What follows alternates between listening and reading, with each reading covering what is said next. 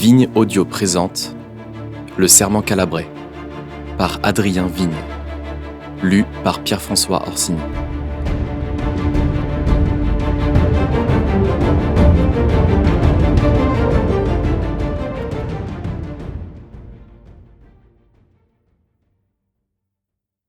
Chapitre 8.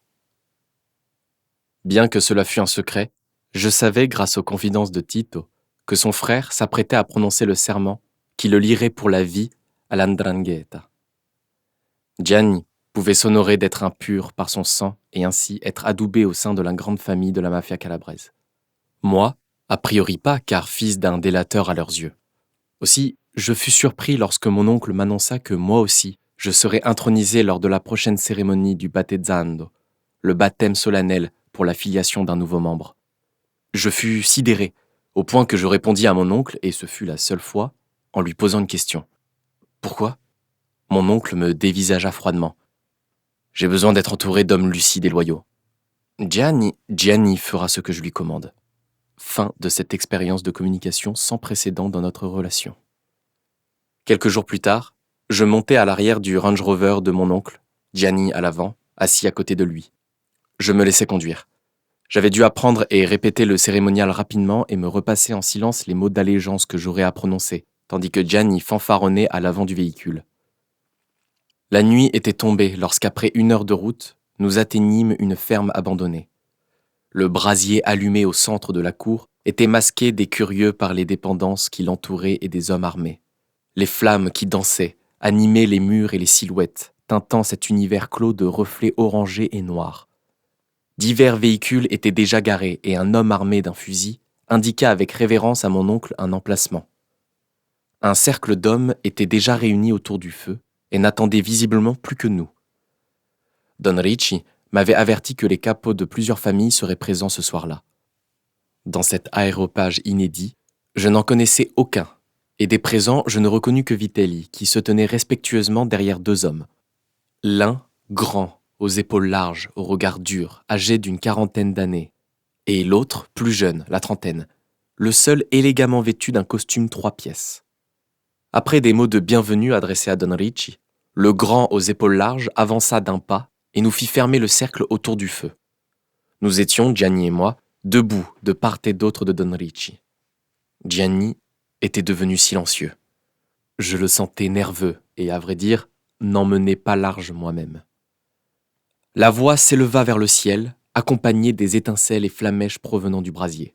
« Bonne vêpres et sainte soirée aux Santisti !» L'homme leva les bras au ciel et poursuivit. « Dans cette sainte soirée, dans le silence de la nuit, sous la lumière des étoiles et la splendeur de la lune, je forme la sainte chaîne. Au nom de Garibaldi, des Mazzini et de la Marmora, avec des paroles d'humilité, je forme la sainte société. » Des murmures d'approbation et des raclements de pieds résonnèrent dans la cour. Gianni en profita pour me glisser, la voix étranglée. « C'est Rocco Gorbani. » Gorbani nous fit signe de le rejoindre. Lorsque nous fûmes face à lui, dos au brasier, il nous fixa intensément. « Répétez après moi. Je jure de renier jusqu'à la 7e génération, parents, frères, sœurs, amis et toutes les sociétés criminelles auxquelles j'obéissais jusque-là, pour sauver l'honneur de mes sages frères. » Je répétais lentement mais sûrement le serment. La tâche m'était compliquée par Gianni qui, à mes côtés, bafouillait, se trompait et reprit le serment à plusieurs reprises. Je restais droit, les yeux baissés, en attendant qu'il finisse à son tour. Mes pensées étaient figées en attente de la suite. Sans montrer de signe d'impatience pour la prestation minable de mon cousin, Rocco Gorbani nous tendit à chacun une image de la Vierge Marie, dont il alluma un coin avec son briquet. Tandis que l'icône de la Vierge brûlait entre nos doigts, nous ne devions sous aucun prétexte la lâcher. Il reprit. « Que ma chair se consume comme cette image si je ne respecte pas mes vœux. » Cette phrase étant plus courte, Gianni n'eut aucun mal à la répéter. Gorbani nous mit tour à tour une main sur l'épaule. « Au nom de Garibaldi, de Mazzini et de la Marmora, je donne mon accord sur le nom de Gianni Ricci et le nom de Giorgio Giocanti.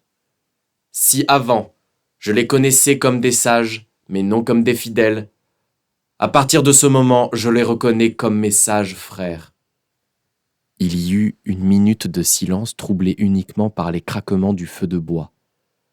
Gorban y conclut. Sous la lumière des étoiles et la splendeur de la lune, avec des paroles d'humilité, je romps la sainte société. Voilà. J'étais devenu un contrasto onorato, un affilié de la 'Ndrangheta pour la vie. Pas d'applaudissements, mais quelques ho-ho d'approbation, accompagnés de virils poignées de main échangées avec ces hommes qui ne me connaissaient pas mais ne tarderaient pas fatalement, pour la plupart, à le faire. Le cercle s'était défait, les hommes tenant ici et là des conciliabules à voix basse avant de regagner leur voiture. Rocco Gorban, accompagné de Vitelli, s'approchèrent de mon oncle. Don Ricci, nous recherchons un fidèle pour notre Ndrina. Je me suis laissé dire qu'auprès de vous, je trouverai soutien comme par le passé. Je sers les fils comme j'ai servi votre père. À la bonne heure. Rocco Gorbani se tourna vers moi. Vitelli m'a dit le plus grand bien de toi, mon garçon. Je te prends à notre service. Rejoins notre maison dès demain. La gorge soudain sèche, je le fixai brièvement puis baissai les yeux en signe de soumission. Oui, capo. Mon oncle, surpris, fixa Gorbani d'un air interrogateur, puis tenta, désignant Gianni. Mon fils pourrait servir votre famille, ce serait un honneur. La réponse de Gorbani fut sans appel. Nous recherchons des hommes plus matures. Gianni est encore jeune. Peut-être que dans quelques années... Mon oncle se redressa sous le coup de l'humiliation, mais baissa immédiatement les yeux à son tour. Je vous comprends. Salutations, Don Ricci. Rocco Gorbani tourna les talons sans un mot de plus et partit rejoindre son frère Paolo, l'homme au costume 3 pièces. Ils s'engouffrèrent dans un Hummer qui démarra aussitôt. Fils de pute! Avant que Gianni ne poursuive, Don Ricci le gifla violemment comme jamais je ne l'avais vu faire auparavant. Ne parle jamais ainsi du capo. L'offense est dure, mais je ne peux que l'accepter. Tu es un minable, un faible, une honte pour notre famille. Et toi, tu préfères ce bâtard à ton propre fils? C'est le fils de ma sœur et je sais que je peux compter sur lui contrairement à toi. Crois-tu que j'ignore tes combines? Combien de fois ai-je dû intervenir et solliciter des faveurs pour te sauver la mise? N'empêche, cet honneur aurait dû me revenir. Je suis Gianni Ricci, ton fils aîné. Pauvre sot, tu ne sais pas de quoi tu parles. Gianni me fixa avec une telle intensité de haine que je crus qu'il allait me sauter à la gorge. Don Ricci lui attrapa un bras. Gianni s'en libéra d'un geste brusque et s'éloigna dans la cour. Mon oncle se tourna vers moi. Giorgio, j'aurais préféré que tu serves notre Ndrina, mais le vent en a décidé autrement. Je ferai honneur à notre famille, mon oncle. Je n'en doute pas. Il chercha Gianni et le vit monter dans une des dernières voitures avec des hommes armés. Rentrons, tu conduis, dit-il en me lançant les clés. Tandis que je conduisais avec comme seule lumière pour me guider dans l'obscurité de la campagne celle des phares du Range Rover, je réalisais que, sans avertissement, le destin venait une fois encore me projeter dans une nouvelle vie que j'acceptais sans état d'âme. Pourquoi en aurais-je eu? Jusqu'à présent, il m'avait conduit là où visiblement je devais être. Au vu du chômage endémique en Calabre, gagner sa vie avec un emploi fixe dans la région à 22 ans, au début des années 80, me parut une bonne chose. La vie de Picciotto, ces petites mains mafieuses chargées du sale boulot au sein de la famille Gorbani, ne se différenciait guère de celle que j'avais connue chez mon oncle, avant mon intronisation. Je perdais néanmoins une bonne partie de la liberté dont je jouissais auparavant comme filleul de Don Ricci, et devais faire le pied de grue certains jours avec les autres Picciotti de la Ndrina Gorbani. Je ne vis plus Rocco Gorbani et ne croisais Vitelli qu'occasionnellement. Je devais obéir à Tino Corbucci, le chef des Picciotti. C'était un homme dur, brutal, qui dominait tout le monde du haut de ses 1,90 m et 120 kg. Boxeur ayant raté sa carrière aux États-Unis, il était rentré 3 ans plus tôt au pays. On racontait que Paolo Gorbani, qui avait étudié aux States, l'avait ramené dans ses bagages. Toutes sortes de légendes couraient sur lui, et il était impossible de démêler le vrai du faux. Ce qui était vrai, sans l'ombre d'un doute, est qu'il terrorisait ses interlocuteurs et obtenait toujours ce qu'il voulait. Je fis plusieurs missions avec lui, et me tenais à carreau. Ce fut l'occasion de découvrir l'Empire Gorbani, ses multiples activités et ramifications. Non pas qu'à mon humble niveau je fus dans le secret des dieux, mais nos actions nous menaient parfois à entrevoir des pans de leurs activités. Je réalisais que mon oncle et ses trafics étaient insignifiants comparés à l'étendue du business des Gorbani. L'une des activités récurrentes à laquelle je participais consistait à transférer la contrebande contenue dans les entrepôts de la firme Trasporti Gorbani dans des containers en partance pour l'Allemagne. Des locomotives tirant des fils sans fin de wagons plats pénétraient au cœur du port pour être chargées de containers par les portiques mobiles. La douane vérifiait les manifestes et plombait les serrures des containers, gage de leur contenu au passage de la frontière italo-allemande. Nuitamment, nous devions remplacer une partie de leur chargement et replomber les scellés avant le départ des convois. Nous n'avions que très rarement connaissance de ce que nous chargions, même si, au fil du temps, j'apprenais qu'il s'agissait de drogue, de médicaments et j'en passe. Une nuit, quelques pichotis se croyant malins se servirent et volèrent quelques kilos de cocaïne au Gorbani. N'étant pas présent ce soir-là, je ne fus pas inquiété. Heureusement pour moi, car 2 jours plus tard, 3 d'entre eux, à l'instar de Jésus et ses 2 sicaires du mont Golgotha, furent retrouvés crucifiés au bras des grues du port. Un avertissement pour qui souhaiterait défier la famille, une punition signée Corbucci. Durant 18 mois, je participais en bon petit soldat à la marche des affaires de la famille Gorbani, jusqu'à ce que le cadavre lardé de coups de couteau et battu à mort de Tino Corbucci fut retrouvé dans une ruelle de Massaro. J'étais moi-même revenu 2 jours plus tôt de ce village où nous faisions travailler des clandestins dans les champs.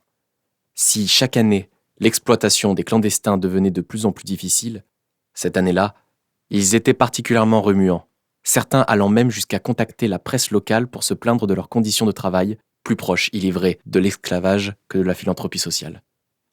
En Calabre, il y a des choses qui ne se font pas, et notamment de parler à la presse ou aux carabiniers. En tout cas, pas si l'on veut rester en vie et ne pas souffrir. L'onde de choc de la mort de Corbucci réveilla au sein d'autres familles l'envie bien naturelle de reprendre aux Gorbani ceux-là même qui leur avaient arraché en d'autres temps. À partir de cet événement prémonitoire d'une nouvelle guerre interne, les premières victimes de notre Ndrina tombèrent bientôt sous les balles de picciotti d'une famille de Reggio, Catanzaro, Crotone ou autres, à moins qu'elles ne soient liguées ensemble contre les Gorbani.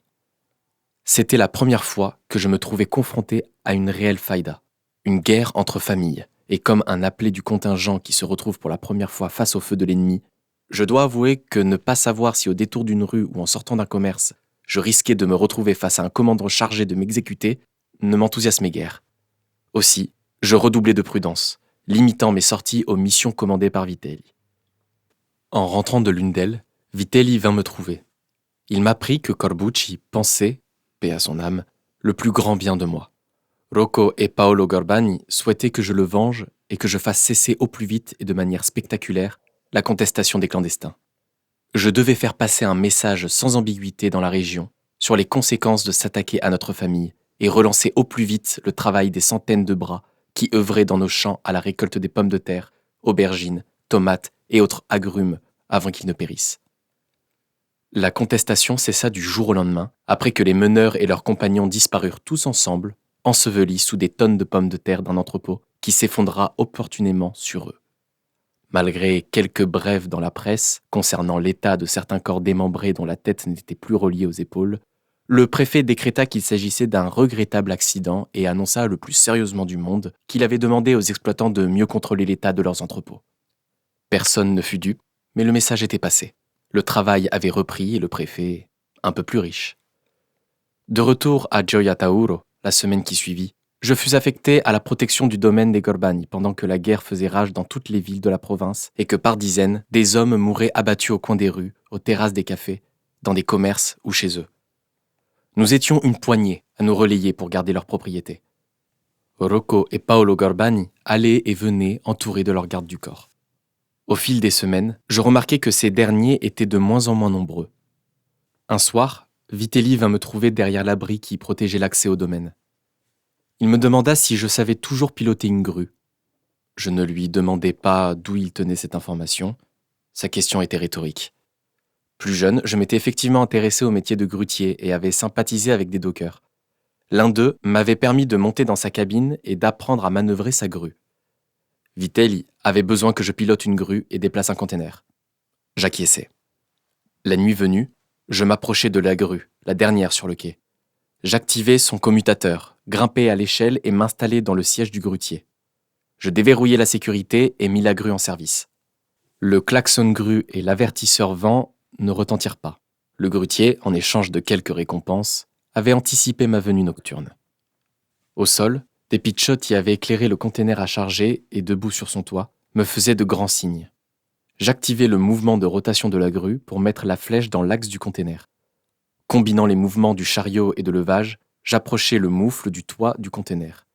Une fois l'appareil stabilisé, les pitchots y fixèrent des câbles accrochés aux 4 angles du conteneur. L'un d'eux, avec sa lampe torche, me fit signe que je pouvais procéder à l'enlèvement. J'engageai le mouvement de montée et transportai ma charge au-dessus de l'empilement des conteneurs et autres obstacles, en direction de la friche sur la berge opposée au quai. L'opération était lente, il ne fallait pas créer de mouvement de balancier avec la charge, même si ce soir-là, il n'y avait aucun vent. Je n'avais opéré sur une grue qu'assisté par son technicien, uniquement de jour. Je craignais à tout moment de perdre le contrôle de l'opération. Il faisait chaud. Une sueur acide dégoulinait sur mon front, me piquant les yeux. J'avançai le chariot à l'extrémité de la flèche et descendis le conteneur jusqu'à ce qu'il touche l'eau. Un pitchotto sauta sur le toit du conteneur flottant et dégagea le moufle avant de bondir sur le quai. Libéré, le conteneur coula lentement, dégageant de grosses bulles qui remontèrent à la surface. Je regardai le conteneur disparaître un instant, puis engager à nouveau la grue en mode girouette et réactiver la sécurité. Le temps de faire baisser la tension qui m'habitait, je restai un moment à contempler les lumières de la ville avant de redescendre. Sur la berge opposée, quelqu'un manœuvrait une tractopelle qui déversait une avalanche de rochers et de terre là où le conteneur avait coulé. Bientôt, il reposa sous la berge remodelée de la friche. Personne n'irait rechercher ici les âmes défuntes ensevelies et d'ailleurs, aucun de nous n'évoqua ce soir-là le contenu du conteneur. Ce labeur avait pris toute la nuit. Les premiers rayons du soleil pointaient à l'horizon. Nous évanouîmes dans la nature avant l'arrivée des premiers dockers, conscients que ceux-ci remarqueraient nos aménagements nocturnes, mais ne diraient rien. Alors que je reprenais mon poste quelques jours plus tard, Vitelli me pria de le suivre. Arrivé dans la cour de leur immense villa, la Ferrari rouge de Laetitia, la Benjamin des Gorbani, se gara dans un crissement de pneus devant l'escalier de marbre menant à leur demeure. Elle en sortit agilement, chaussée d'escarpins à hauts talons, vêtue d'un élégant tailleur blanc. Elle se tourna vers nous. « Salve, Vitelli !»« Salve, signorina Laetitia !» Et sans m'accorder un regard, elle grimpa lestement les marches de la villa. Arrivée sur le perron, elle échangea quelques mots avec ses frères, Rocco et Paolo, avant de disparaître dans la maison. Sa Ferrari rouge était célèbre dans les rues de Gioia Tauro, mais à ce jour, je n'avais qu'entreaperçu Laetitia à son volant. Elle, je ne l'avais encore jamais croisée d'aussi près. Elle devait avoir 20 ans, solaire et sûre d'elle. Vitelli me tira de ma rêverie. « Paolo et Rocco veulent faire un tour avec toi. » Alors que je contemplais la Ferrari, Vitelli, une fois n'est pas coutume, explosa de rire. « Tu n'imaginais pas qu'on allait tous rentrer dans la Ferrari ?»« Andiamo !» direction le Hummer. Vitelli prit le volant, Paolo, la place du mort, et Rocco s'installa à l'arrière avec moi. Vitelli nous conduisit hors de la ville. Rocco n'y alla pas par 4 chemins. Le container est la tombe marine de la famille Battista Viroli. Cette guerre est terminée. Elle nous aura coûté cher, et une nouvelle génération de capots émerge, plus jeunes. Ils ont les dents longues et ne respectent plus les codes d'honneur. Ils seront plus dangereux à contrôler et à combattre. La demande de drogue en Europe atteint un niveau sans précédent, et lorsqu'il s'agit de drogue et d'argent facile, les individus perdent leur bon sens et les appétits s'aiguisent vite à tous les niveaux de l'organisation. Tu ne touches pas à cette merde au moins, Giorgio. Autant le rôle de spectateur me convenait et j'écoutais Rocco avec attention, conscient de son pouvoir de vie et de mort sur ses compatriotes et plus précisément sur ma personne à ce moment précis, autant je trouvais dérangeant d'intervenir dans son monologue. Mais je ne pouvais pas me défiler.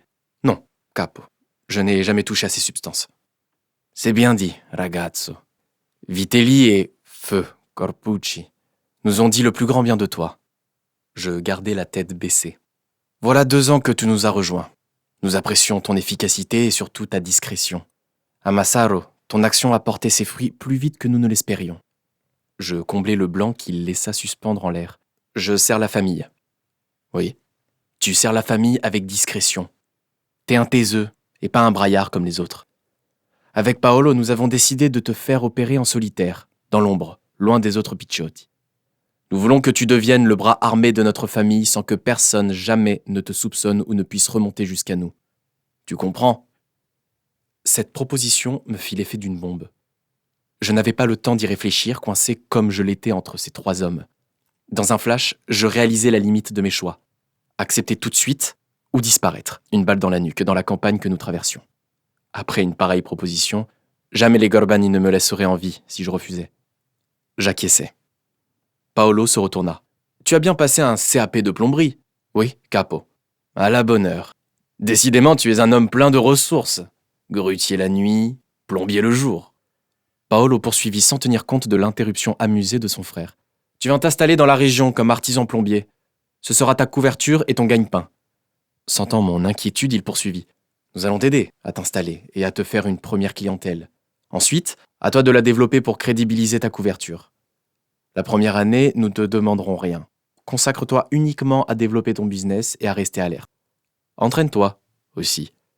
Vitelli gardera le contact avec toi et te fournira des armes. Nous voulons te faire oublier de nos équipes et des autres familles, ce qui ne devrait pas être difficile vu les ravages des dernières semaines.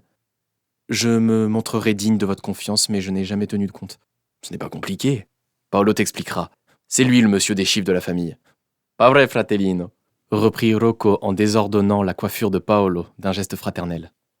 Malgré la tension qui m'habitait, je ressentis l'affection que ce geste signifiait envers son frère. Je ne savais plus quoi penser. Tout allait beaucoup trop vite pour moi. Heureusement, Vitelli ralentit et alors que la route obliquait à gauche, il tourna à droite dans une impasse et quelques mètres plus loin, engagea lentement le Hummer dans un court chemin en pente qui nous mena dans la cour d'une ancienne ferme. Rocco ouvrit sa portière. « Viens, Giorgio !» Une fois sorti, je contemplais le lieu. Cerné de champs d'oliviers abandonnés, un corps de ferme en pierre s'élevait avec au fond de la cour un atelier, un hangar ouvert doublé d'un garage dans lequel était garée une camionnette. Le crépi de la maison était défraîchi, mais l'ensemble était en bon état. Paolo s'approcha. « C'est ton nouveau domaine. Qu'en penses-tu ? La maison est à ton nom, tu en as hérité. Passe chez le notaire pour signer les papiers et récupérer l'acte de propriété. Il t'aidera aussi à enregistrer ta société et à remplir la paperasse. » Pointant la camionnette, Paolo reprit. « Les papiers et les clés sont dans la boîte à gants. Elle est à ton nom. » Vitelli me tendit une sacoche. Son geste découvrit le pan avant droit de sa veste et je vis son arme glisser dans sa ceinture. Paolo poursuivit. « Dans cette sacoche, tu trouveras les fonds pour acheter les équipements et fournitures nécessaires à ton activité et couvrir tes frais les premiers mois. Si tu as besoin de plus, tu lui demandes, compléta-t-il en désignant Vitelli. Voici les clés de ton royaume. » Je pris la sacoche et les clés. La tête me tournait. Rocco posa sa lourde main sur mon épaule. « Je résume. Tu lances ton affaire. Et lorsque nous aurons besoin que tu fasses disparaître des gêneurs, l'un de nous trois te contactera pour te communiquer la cible. Tu agiras seul. Toujours seul, comme une ombre, et ne dois jamais être identifié. S'il y a le moindre risque, tu te débarrasses aussi des témoins. Capito ? Si, capo. Ho capito bene. Bravo. Sur cet encouragement, ils tournèrent les talons, remontèrent dans le Hummer qui disparut dans la poussière du chemin. Je me retrouvai soudain, seul, au milieu de la cour, la sacoche à la main, vivant. J'eus brusquement une image ridicule de moi-même, celle d'un petit fonctionnaire, sacoche sous le bras, venu inspecter un bien mais ne sachant pas par où commencer. J'explosai de rire, d'un rire nerveux par lequel s'échappa d'abord toute l'attention de la dernière heure, puis la prise de conscience de l'incongruité de ma nouvelle situation. Non seulement je venais de l'échapper belle, l'arme de Vitelli me rappelant la dure réalité d'être un picciotto corvéable et exécutable à merci, mais ce coup forcé du destin m'offrait une nouvelle vie indépendante et pourvoyait à mon rêve secret, celui d'être seul maître de ma destinée. Encore fallait-il rester en vie.